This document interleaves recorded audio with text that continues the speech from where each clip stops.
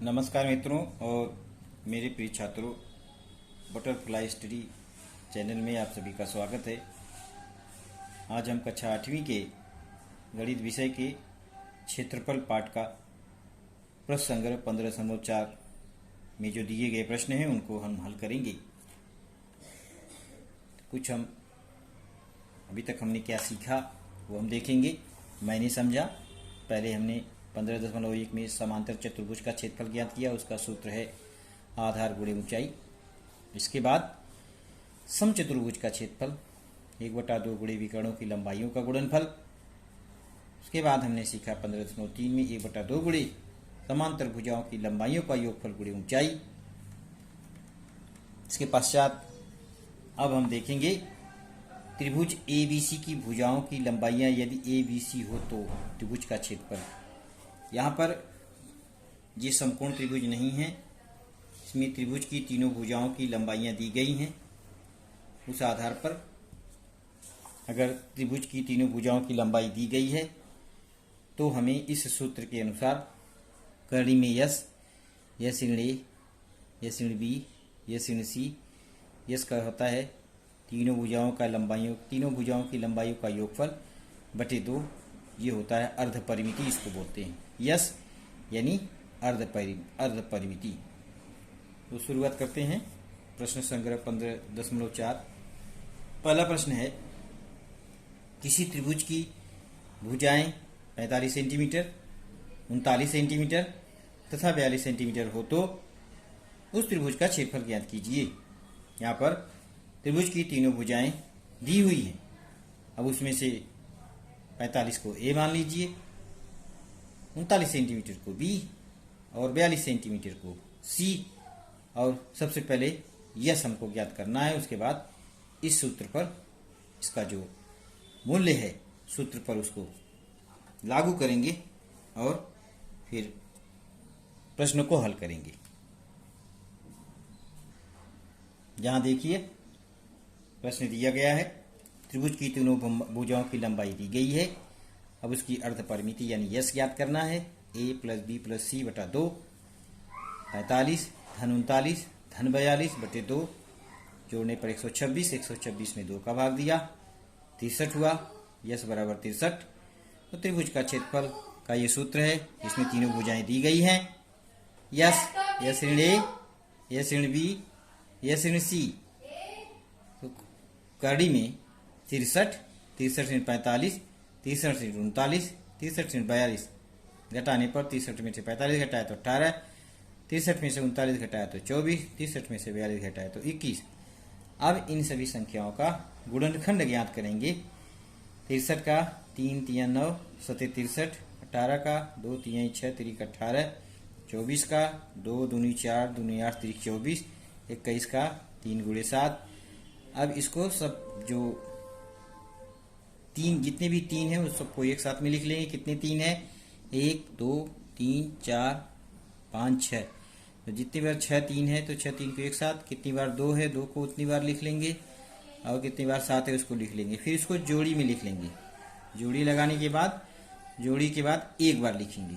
2 के बदले में 1, ये 2 के बदले में 1, ये 2 के बदले में 1, और ये 2 के बदले में जो 2 दिया है उसके बदले में 1, 2 के बदले में 1, और ये 2 बार 7 लिखा है उसके बदले में 1 बार 7 लिखेंगे और सभी संख्याओं का गुणा कर देंगे। गुणा करने पर हमें ये संख्या प्राप्त होगी 756 वर्ग सेंटीमीटर। यानी ये जो हमको त्रिभुज दिया गया है, त्रिभुज की माप दी गई है, विभिन्न माप दिए गए हैं त्रिभुज के, इस आधार पर उस त्रिभुज का क्षेत्रफल 756 वर्ग सेंटीमीटर होता है। अब हम दूसरा प्रश्न देखेंगे। इसमें चित्र दिया गया है। दूसरे प्रश्न में संलग्न आकृति में दिए गए मापों को ध्यान में रखकर चतुर्भुज PQRS का क्षेत्रफल ज्ञात कीजिए। PQRS, इसमें 2 त्रिभुज दिए गए हैं। एक त्रिभुज यहाँ पे है PSR और PQR। ये जो है PSR ये समकोण त्रिभुज है, इसकी कर्ण की लंबाई नहीं दी गई है। इसका हम क्षेत्रफल ज्ञात कर सकते हैं क्योंकि समकोण त्रिभुज है। समकोण त्रिभुज का क्षेत्रफल 1/2 गुणे आधार गुणे ऊंचाई होता है। इस आधार पर हम त्रिभुज क्रमांक 1 का क्षेत्रफल आसानी से ज्ञात कर लेंगे। लेकिन दूसरे में समकोण त्रिभुज नहीं है, ये समकोण नहीं है, इसलिए इसके लिए ये सूत्र का उपयोग किया जाएगा इस त्रिभुज का क्षेत्रफल ज्ञात करने के लिए, त्रिभुज क्रमांक 2 का। तो पाइथागोरस प्रमेय से हम इस भुजा की लंबाई ज्ञात करेंगे। 36 का वर्ग, 15 का वर्ग, जोड़ने के बाद इस वर्गमूल निकाल के पाइथागोरस प्रमेय के अनुसार, सूत्र के अनुसार इसकी लंबाई ज्ञात करेंगे। तो ये लंबाई, तीनों लंबाई मालूम होने के बाद अर्ध परिमिति ज्ञात करेंगे। तो आइए हम इस चतुर्भुज PQRS का क्षेत्रफल ज्ञात करते हैं।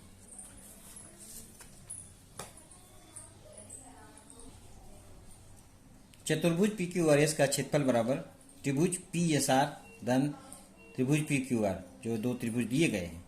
तो त्रिभुज PSR का क्षेत्रफल बराबर 1/2 गुणे आधार गुणे ऊंचाई, तो उस आधार पर इसको निकालेंगे।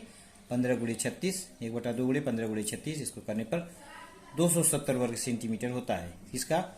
अब दूसरे त्रिभुज PQR का क्षेत्रफल, अब ये समकोण त्रिभुज में, त्रिभुज PSR में PR का वर्ग बराबर PS का वर्ग धन SR का वर्ग, ये पाइथागोरस प्रमेय के अनुसार 36 का वर्ग धन 15 का वर्ग, 36 का वर्ग करने पे 1296, 15 का वर्ग करने 225, दोनों को जोड़ देंगे 1521, इसका वर्गमूल निकालेंगे, ये हो जाएगा 39 मीटर।